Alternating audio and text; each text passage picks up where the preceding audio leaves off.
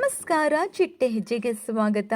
Colours Kannada ವಾಹಿನಿಯಲ್ಲಿ ಪ್ರಸಾರವಾಗಲಿರುವ ಶ್ರೀ ಗೌರಿ ಧಾರಾವಾಹಿಯ ನಟ ನಟಿಯರು ಯಾರು ಅಂತ ತಿಳಿಯಲು ಈ ಒಂದು ವಿಡಿಯೋವನ್ನ ವೀಕ್ಷಿಸಿ. ಈ ಧಾರಾವಾಹಿಯ ನಾಯಕ ನಟ ಕಾರ್ತಿಕ್ ರವರು ಅಪ್ಪು ಎಂಬ ಪಾತ್ರದ ಮೂಲಕ ಕಾಣಿಸಿಕೊಳ್ಳಲಿದ್ದಾರೆ.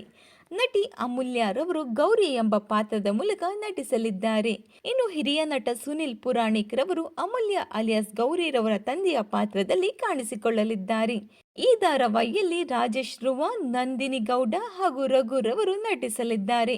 ಈ ಧಾರಾವಾಹಿಯನ್ನು ನಟ ಜಗನ್ ರವರು ನಿರ್ಮಿಸುತ್ತಿದ್ದಾರೆ. ರಾತ್ರಿ 8 ಈ ಧಾರಾವಾಹಿ ಕಲರ್ಸ್ ಕನ್ನಡ ವಾಹಿನಿಯಲ್ಲಿ ಫೆಬ್ರವರಿ 4ರಿಂದ ಪ್ರಸಾರವಾಗಲಿದೆ.